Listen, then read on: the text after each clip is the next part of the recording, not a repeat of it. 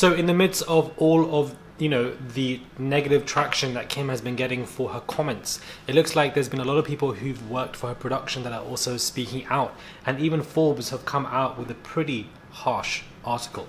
Hey guys, it's Morali. Hopefully you guys are all doing well. Back at it again. Daily and consistent content. Consistent and persistent, baby. And let's get straight into this video. So we have Kim K, who basically is being dragged by people from her production, and they're saying a lot of things. Somebody said, it seems like nobody wants to work these days. That's so true. You have to surround yourself with people that want to work. Have a good work environment where everyone loves what they do because you have one life. No toxic work environments, and show up and do the work. There's a lot, guys.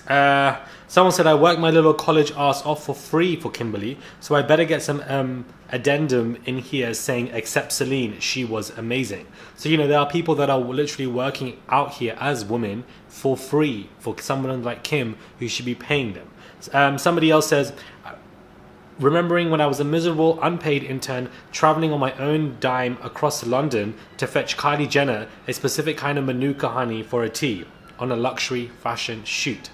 Someone said, I tried to speak out about the ridiculous behaviors I witnessed on shoots on this app years before the fashion industry jumped on it and started posting no tweeting, Instagramming phones posters all over the set. I don't know who's in this fucking police car. Sorry, I had to just swear. This shit just pisses me off, man. Like, it's so annoying.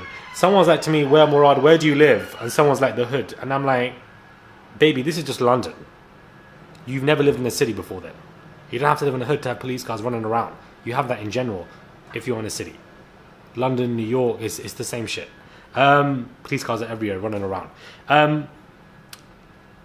Let me read this tweet again. I tried to speak out about the ridiculous behavior I witnessed on shoots on this app years before the fashion industry jumped on it and started posting no tweeting, Instagramming phone posters all over the set and made us sign NDAs. Some people can't understand why I gave it all up.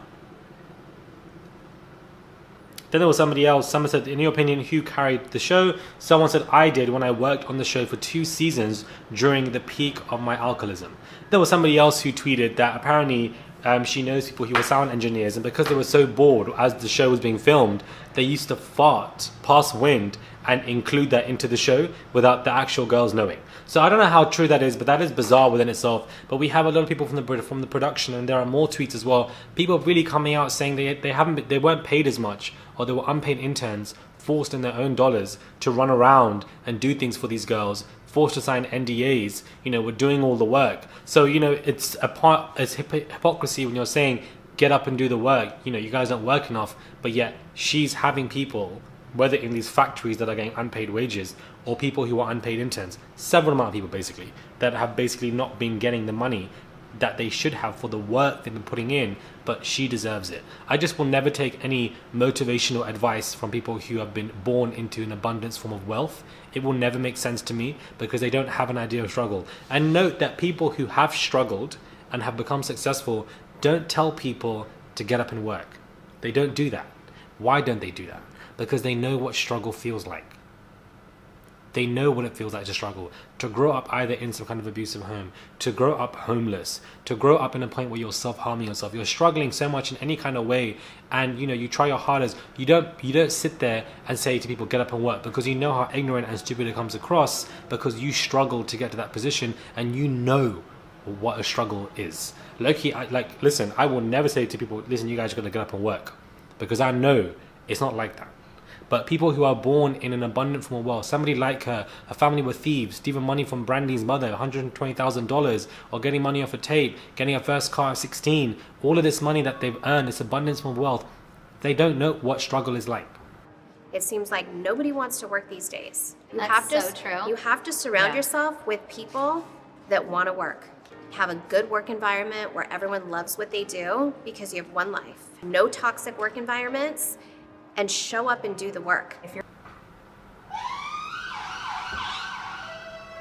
They don't know what struggle is like. They have no idea. They don't get it. They don't understand it because they were born into wealth. So it's easy for them to sit there, people like her and Molly and etc., who got up middle class in these well-off firms, to say XYZ, to say all of this stuff. Like, they know how, like, they think it's okay because their idea of struggling is just them, doing a little bit of hard work. Let's put Kim in an 8-hour shift, 12-hour shift in work, in the retail for very extreme long hours. I don't know who's in this damn police car, guys. Probably Kim, on the way to tell people that they need to work at this damn point.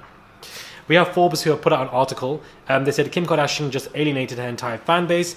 In the midst of hyping up the upcoming reality show, cunning Kim has made a big mistake and spoke down to her audience.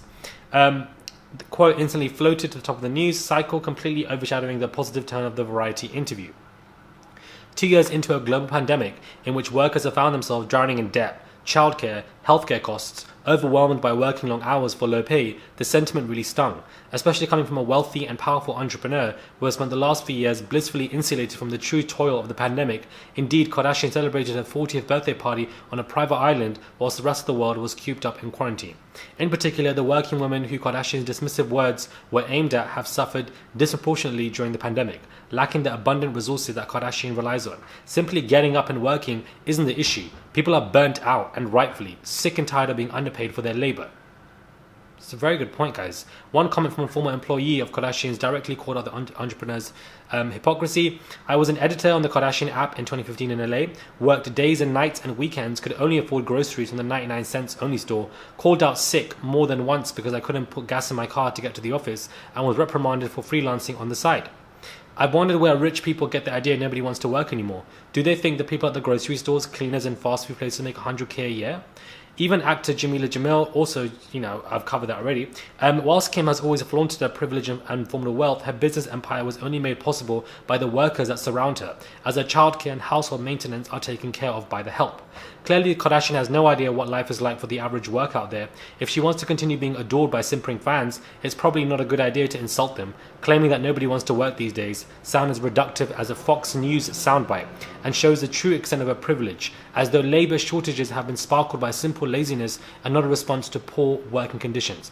The backlash might just mark the beginning of the end for the Kardashian empire, as the empty values preached by the celebrity sisters clash with the lived realities of their fan base.